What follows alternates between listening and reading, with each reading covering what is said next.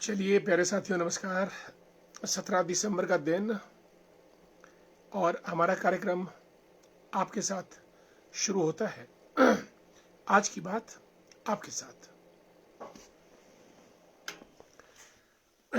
दोस्तों, आज का दिन विशेष और आज फ्रांस के राष्ट्रपति इमैनुअल मैक्रों भारत पधारे और यहाँ पर एआई समिट में भाग लेने के लिए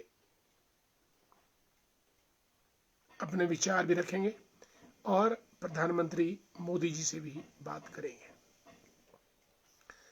दोस्तों, दिलचस्प पहलू ये है कि एक वीडियो वायरल हुआ जिसमें फ्रांस के राष्ट्रपति इमैनुअल मैक्रों मुंबई की सड़कों पर मरीन ड्राइव पर दौड़ते हुए नजर आए। उनके साथ उनके बॉडीगार्ड्स और अंगरक्षक। लेकिन किसी भी राष्ट्रपति का हिंदुस्तान की सड़कों पर यूं दौड़ना बहुत अचंभित करता है। Basically he was doing jogging, running and a daily routine exercise in the morning on the roads of Marine Drive, Mumbai. और दोस्तों, जब वो भारत आएंगे तो भारत में एआई एक नया नाम है, आर्टिफिशियल इंटेलिजेंस, जो समिट चल रहा है उसमें वो हिस्सा लेंगे। दुनिया भर के कम से कम 45 देशों के लोग भारत पधार रहे हैं और कृत्रिम बौद्धिकता के सम्मेलन में भाग लेंगे। दोस्तों, data, artificial intelligence, internet of things, robotics, quantum physics और ड्रोन्स टेक्नोलॉजी, साइबर्स, ये सब वो लेटेस्ट बायोटेक्नोलॉजी, वो साइंसेज है जो आने वाले समय में भारत का कायाकल्प कर सकती है। न केवल भारत का अपितु विश्व का भी कायाकल्प कर सकती है। आज मैं एक वीडियो देख रहा था जिसमें चीन का वीडियो था। जो रोबोट्स थे वो तलवारबाजी कर रहे थे, प्रैक्टिस इंसानों के साथ।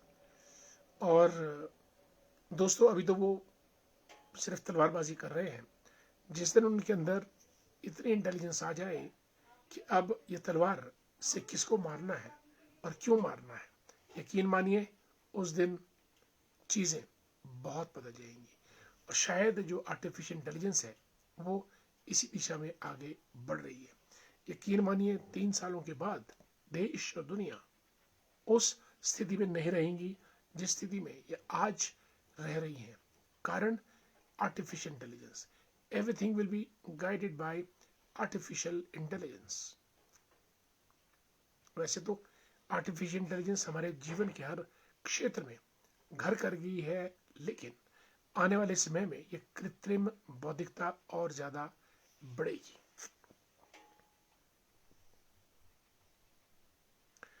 और हमारे मित्र यशवनी मेहता जी is a veterinary doctor. Good evening. Chunlal Thakur ji, a great educationist.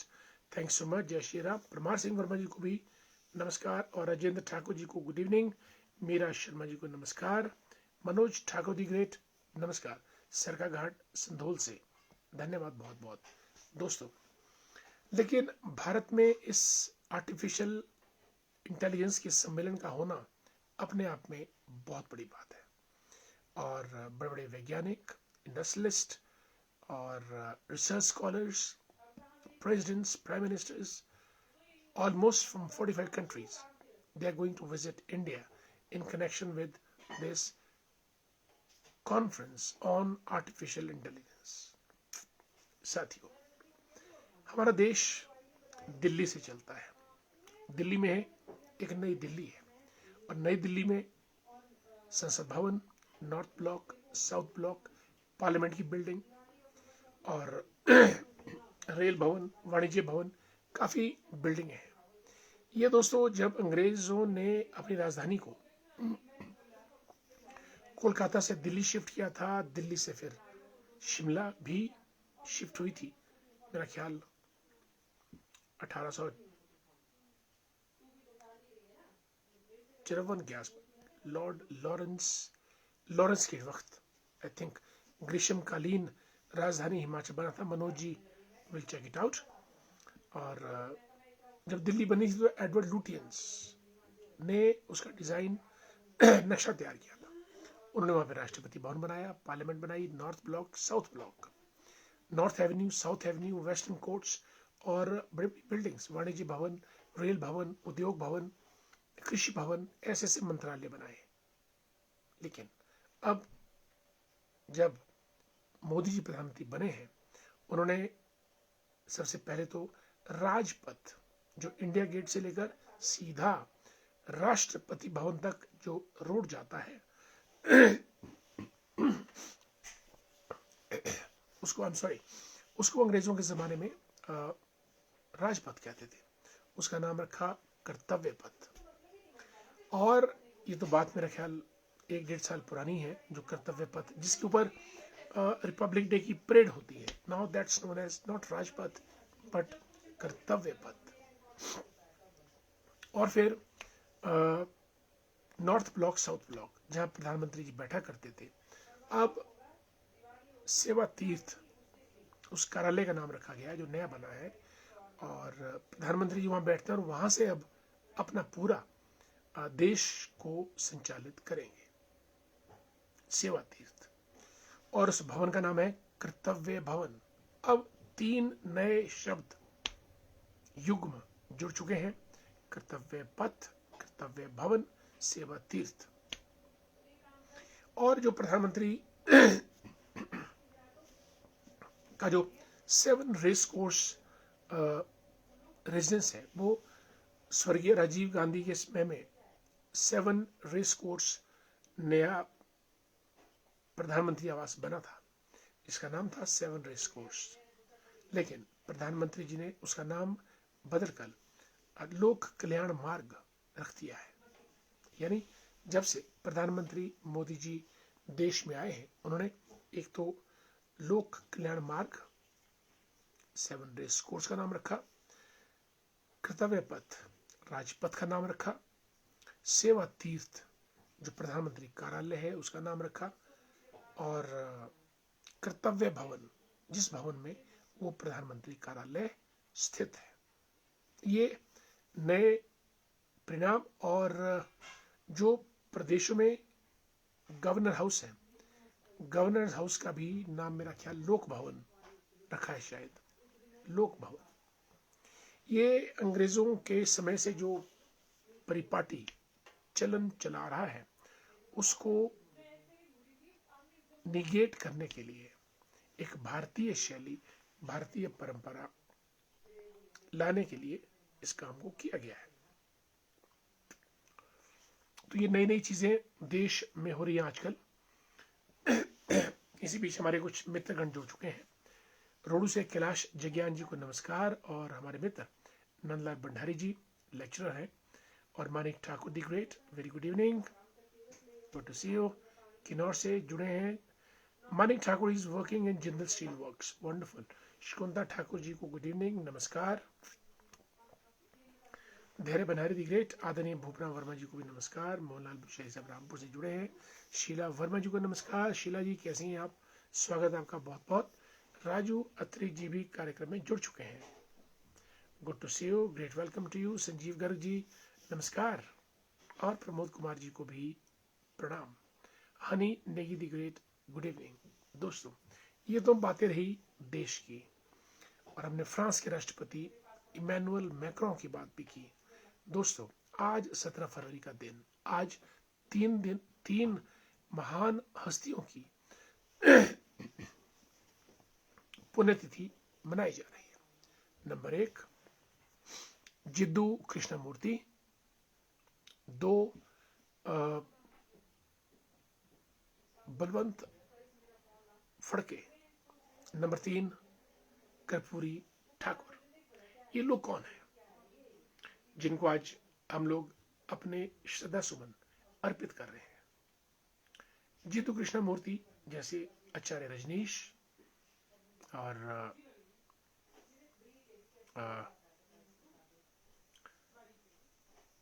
की श्रेणी में जो फिलोसोफर्स हुए हैं, अयंगर, जिन्होंने अयंगर योग चलाया, और योगानंदा महाराज, उस श्रेणी से ही जिद्दू कृष्णमूर्ति भी is a philosopher thinker with spiritual bent of mind. बहुत बड़ा नाम है जिद्दू कृष्णमूर्ति का अध्यात्म के क्षेत्र में, भारत के अंदर, विश्व के अंदर। और आज उनकी पुण्यतिथि है।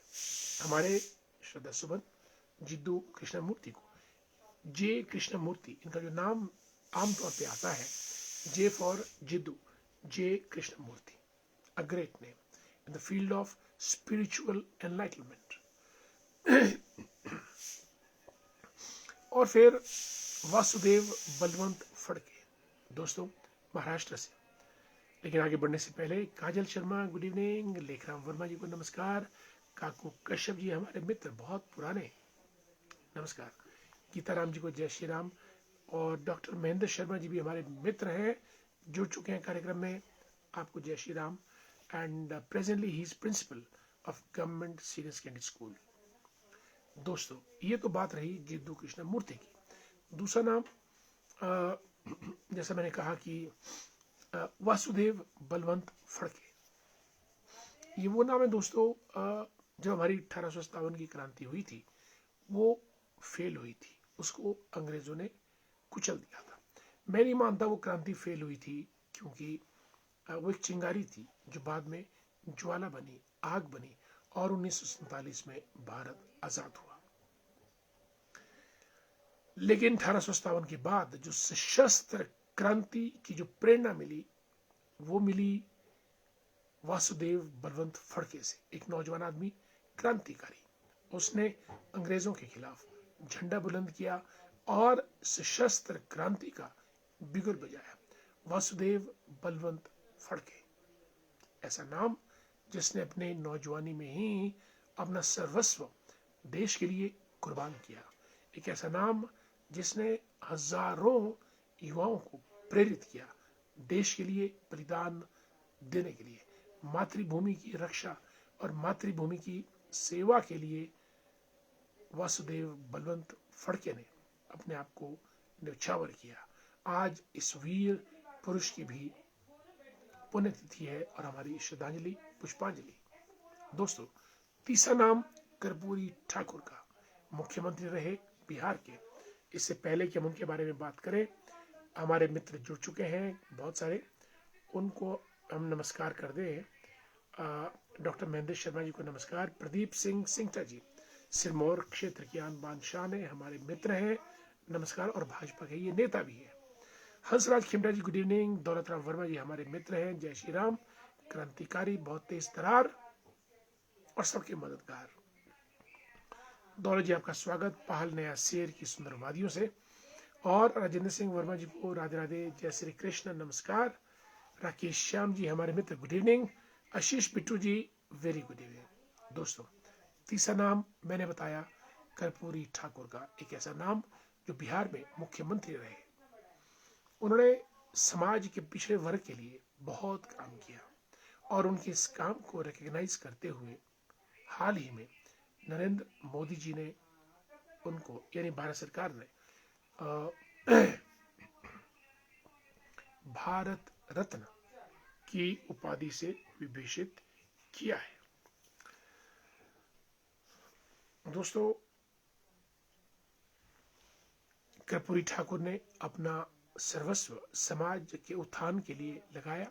आज उनकी पुण्यतिथि है, हम उनकी इस पुण्यतिथि पर उनको हार्दिक पुष्पांजलि और श्रद्धांजलि अर्पित करते हैं। साथियों हिमाचल प्रदेश के अंदर क्या हो रहा है, बजट सेशन, अब इसको बजट सेशन बोले या सेशन बोले, सत्र विधानसभा या विधानसभा का बजट सत्र। आमतौर पे जो सरकार पन्ने लिखती है, राज्यपाल उसको पढ़ते हैं और पढ़ना भी पड़ता है, क्योंकि सरकार राज्यपाल की होती है और सरकार राज्यपाल के दिशा निर्देश या उसके प्लेजर पर काम करती है। The governor is please to appoint such and such. सरकार का पूरा काम गवर्नर के नाम से चलता है। Who governs the government is the governor.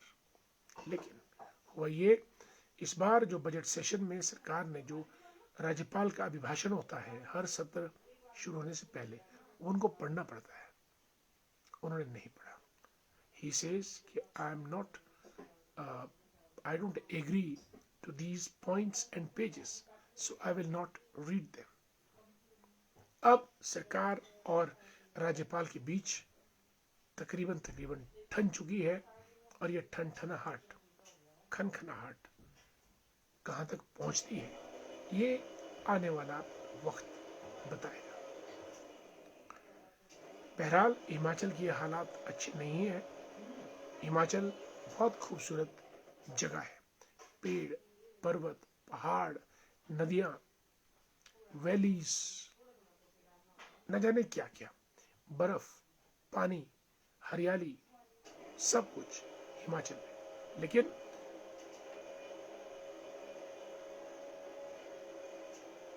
अच्छा नेतृत्व ना होने की वजह से हिमाचल गर्त में जा रहा है, लफाजी चल रही है। Non serious actors are in political arena. पार्टियां प्रीमेच्योर स्टेप्स लेकर हिमाचल का नुकसान कर रही है।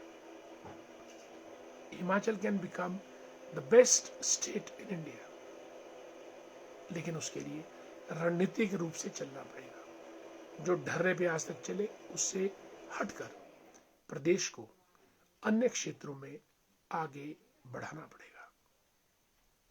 लेकिन हिमाचल के साथ ऐसा नहीं हो रहा है। हम लोग 70 लाख तो है, इतना सुंदर राज्य, इतनी कम पॉपुलेशन, इतने ज्यादा संसाधन, फिर भी प्रदेश का भयंकर नुकसान नेतृत्व कर रहा है।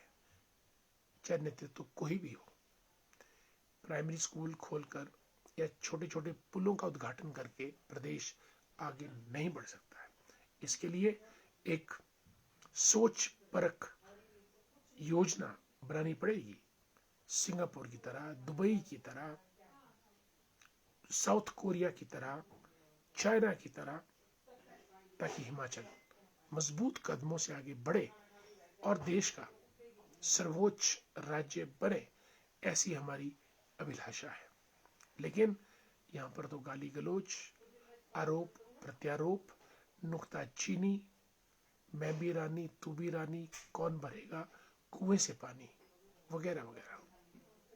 तुम्हारी सरकार गंदी है, हमारी सरकार अच्छी थी। फिर दूसरे कहते हैं कि तुम्हारी सरकार गंदी है, हमारी अच्छी थी। और जब अपने वेतन बढ़ाने हैं, चुपचाप तालियां बजाकर अंतिम दिन सब गले में बाहें डालकर अपना रास्ता निकाल देते हैं। जनता फिर वहीं की वहीं ठगी रह जाती है। पक्ष और विपक्ष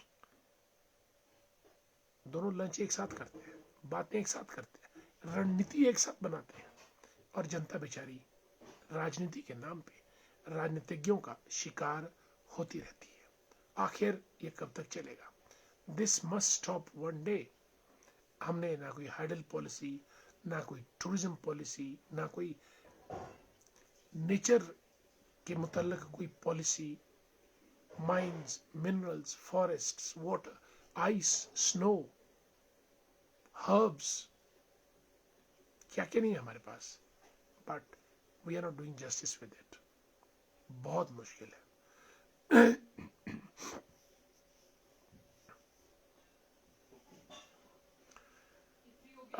डियर पंकज, आर्टिफिशियल इंटेलिजेंस पे तो हमने पिछले कल भी बहुत बोला, और मैंने आज भी हमने बोला। और जो जेनी वाला मैटर है उस पे तो जवाहरलाल नेहरू यूनिवर्सिटी जो है कि ये think tank, thinkers, left wing, right wing, सब लोगों का एक मेल्टिंग पॉट है जहाँ different ideologies, different schools of thoughts and different line of actions इकट्ठे होकर आपस में उलझते भी हैं, उलझने के बाद अपने मसलों को सुलझाते भी हैं। जहाँ तक बात रही एआई समिट की दिल्ली में, तो पंकज, भारत को बहुत तेज गति से आगे बढ़ना पड़ेगा, क्योंकि चीन हमसे तकरीबन 7-8 गुना आगे हर क्षेत्र में दौड़ लगाकर, तो क्या छलांगे लगाकर भागता चला जा रहा है, और चीन को पकड़ना बहुत मुश्किल है। आने वाले समय में चाइना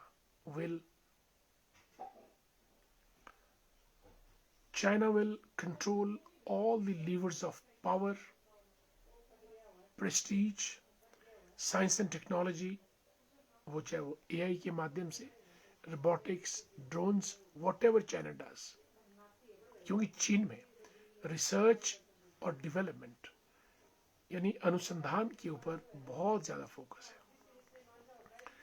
और पंकज, आने वाले समय में एक है ह्यूमन इंटेलिजेंस HI, एक है आर्टिफिशियल इंटेलिजेंस AI। पता नहीं मुझे क्यों लगता है, हालांकि सभी विद्वान कहते हैं कि AI can never supersede HI। माना, क्योंकि चाबियां तो इंसान के हाथ में है AI की भी, पर मुझे कई बार लगता है कि जो AI का जो स्पीड है वो ह्यूमन इंटेलिजेंस से बहुत ज़्यादा है। AI का जो स्प्रेड है वो भी ह्यूमन इंटेलिजेंस से बहुत ज़्यादा है। तो निकट समय में AI will overtake human intelligence, ऐसा मुझे डर है। मोनिका भारद्वाज, नमस्ते। केवलम बुशेरी साहब को हमारा प्यार भरा नमस्कार। नरेश चौहान जी को जय श्री राम। कमलेश मेहता जी हमारे मित्र, thanks so much dear Kamlesh ji for being with us in a program आज की बात आपके साथ।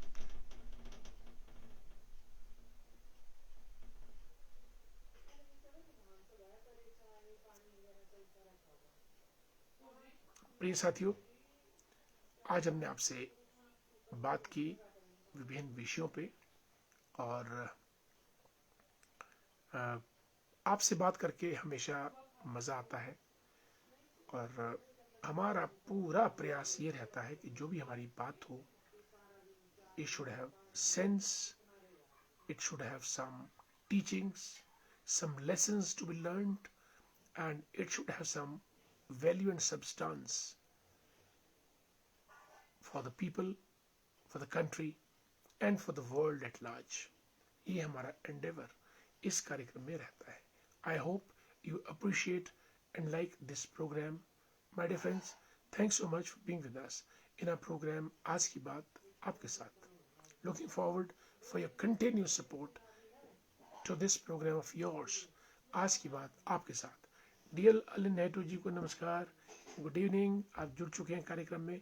Thanks so much dear Anil for being with us in a program आज की बात आपके साथ। दोस्तों, समय हो चुका है कार्यक्रम को समाप्त करने का।